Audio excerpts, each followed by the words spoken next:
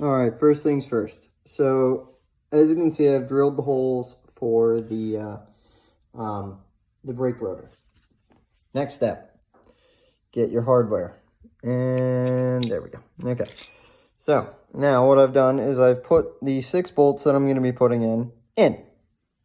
Then what I'm going to do is I'm going to flip this and I'm going to put nuts in there to act like spacers.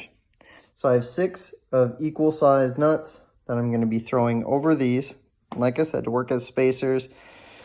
And then I'm going to put the final nut, the one that goes onto these, with a lock nut or a lock washer in the back. So when it goes through, it'll sandwich all together and be equal.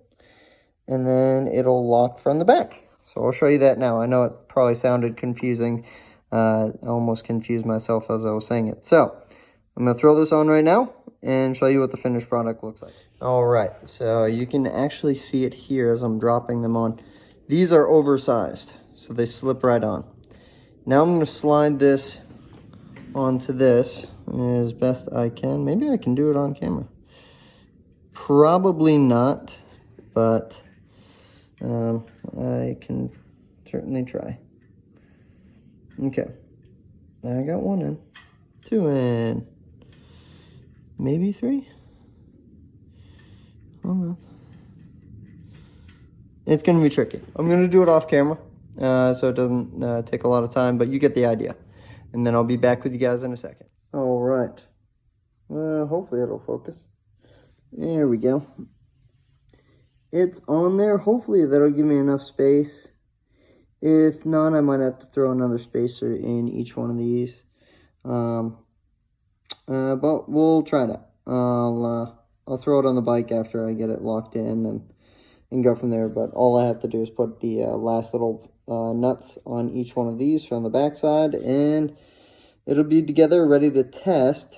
If it doesn't work, like I said, I'll just throw another spacer in until we get to the right depth. So where the caliper's not hitting the spokes, that type of deal. So, all right, welcome back, ladies and gentlemen. This is Corey with Cheap Horsepower. So, I have almost completed this wheel with the rotor. So, here's how I'm getting these on there, because it's real difficult. Bingo! So, I need to put this nut on there, just like that. And then there we go. It's hard to get the camera in there. I feed it in there, and there you go. So you can see it. And I put it right on the end, and then I start turning these in. So that's how I'm able to make it easy to go ahead and get those nuts started, and then I'll tighten it down with a wrench once they're all on there. All right, so I figured I'd show you a little trick. Like I said before, I put the little nut at the end, and then I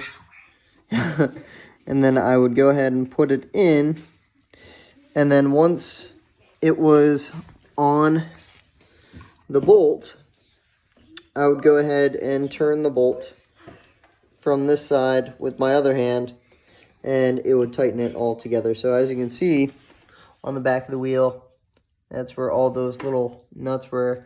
And like I said, the magnet really helped. That was the savior right there. So go ahead and get yourself a magnet like this, so you can go ahead and save yourself a lot of headaches when you're putting on bolts like this. And it came out great. The spacing looks good, so I'm going to go ahead and wrap this up and get it on the bike.